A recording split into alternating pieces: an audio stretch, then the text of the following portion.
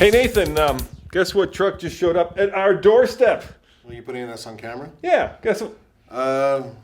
It's the Toyota Tundra. No, for our Ike Gauntlet testing, the Ram 1500 EcoDiesel. Wait, really? Yeah, What year is it? it's a 2016. Oh. Yeah, you know why that's Well, they can't sell the 2017 right now.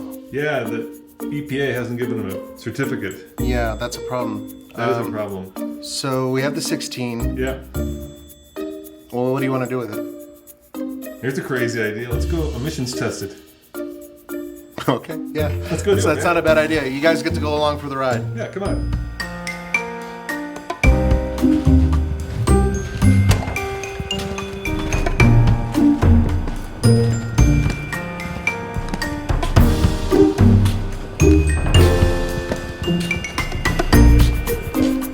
It's red. Looks good. Yeah, it looks really good.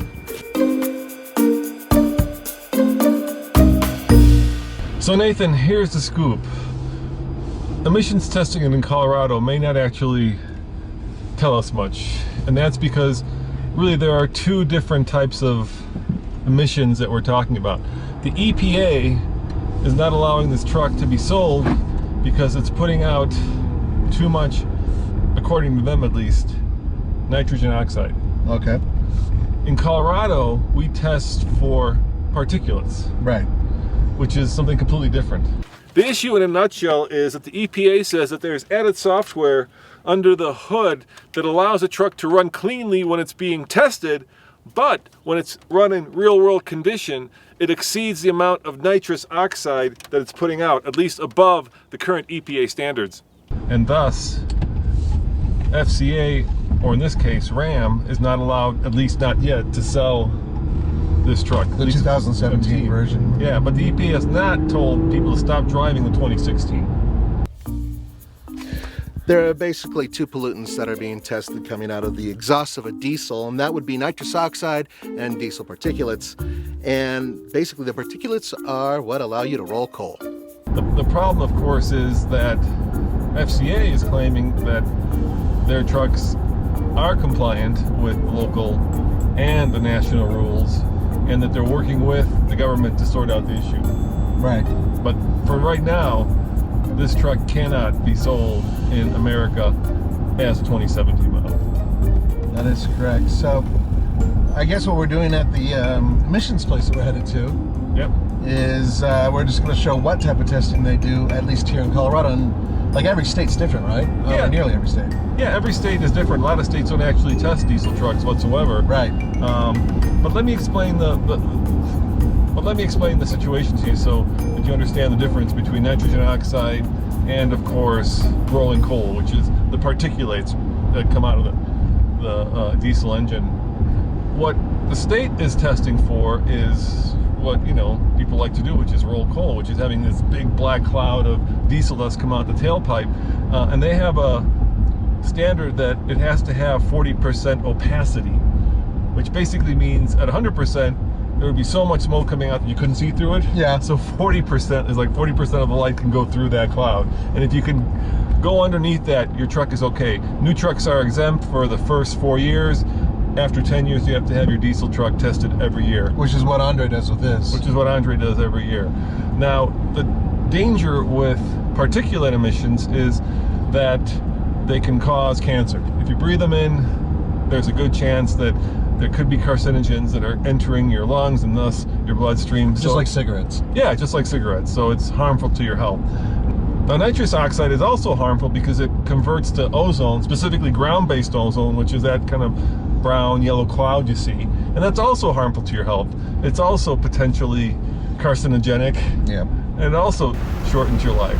So I asked the state of Colorado why they don't test for nitrous oxide, and they said the equipment to do so is very complicated and very expensive. So what we test for here in Colorado is the amount of basically particulate matter that's coming out the tailpipe. So in other words, I mean, it's a cloud of smoke that comes out of the pipe. Yep. And if it's really, really dark, Yep. then it doesn't pass. Yep. But if you can kind of sort of see through it, 40%, Yeah. is that it? Yeah. Then it's okay.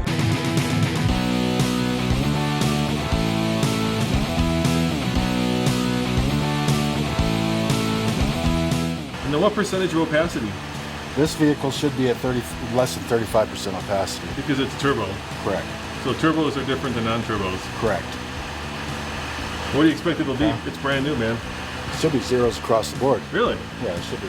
And do you do any kind of other testing? Do you look for like catalytic converters? Correct. And... There's a visual inspection of emissions control systems on the vehicle. Yeah. Anything that's supposed to be on here from factory needs to be on the vehicle. I'm looking for the list of the components that's supposed to be on this vehicle. Okay. Okay, charge air cooler, EGR, catalytic converter, OC, turbocharger.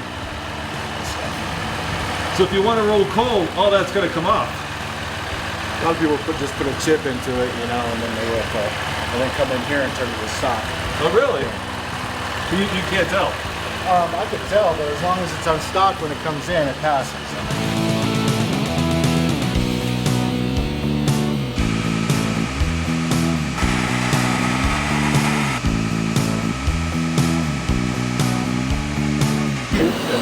These are your readings, you have zeros across the board, not even a spike. Brand new vehicle, no carbon built up in the exhaust pipe. So very clean. And how about, you put load on it when you're testing it? Yes, it's full load. Okay. It's called a lug down test. You take it up to 60, engage the software, and then put the vehicle under full load. This is full acceleration. Nathan, guess what? Huh. What do you think we did? We passed? 0, 0, 0s all around. Sweet. Yeah, we passed, man. That's fantastic, but I'm not that surprised that we passed. No, it was pretty expected that we would pass this test. Good. The question is, of course, what do we do with the truck? That's a really good question. Let's think about it. Yeah. Results of opacity test, zeros across the board, passing. Then visual inspection of emission control systems on that vehicle, intact and operational, not modified or tampered with. Pass. We've got a truck that can't be sold. Yes. Not until the EPA gives a certificate to FCA stating, you know, that it's clean and can be sold. You know, that's it. Which perhaps means that if you can't buy it, we really shouldn't test it. At least not at the Ike. And the other issue, Nathan, is, and this is probably a more critical issue, it can't tow our standard tow for the half ton. It doesn't have the capacity. No, so it's not going to be able to tow what the other half tons are going to be towing up the hill. Hey Nathan, where's Andre? At this very moment, Andre is on the Ike Gauntlet. He's running it for the 2017 Gold Hitch Award. And those are coming up very shortly, so stay tuned for a lot of videos with half-ton trucks, with mid-size trucks, with all the trucks that we'll be testing for this year's awards. But Ram says that they will be able to sell them. So I think you guys out there deserve a video. Okay, well, the one thing we haven't done with it yet that we need to do is an Mpg run. At the very least, we do one underweight, you know, with towing a trailer. I like that answer. Let's run it on our standard Mpg loop. The fact that that truck gets 29 Mpg, let's go find out if it gets that. That's a good idea. All right, guys, stay tuned for that video. As always, this is Nathan. And this is Roman saying thanks for watching, and be sure to check out tfltruck.com for more news, views, and real world reviews. Yeah, and real world emission testing, dude. More intrigue. More intrigue. Ciao.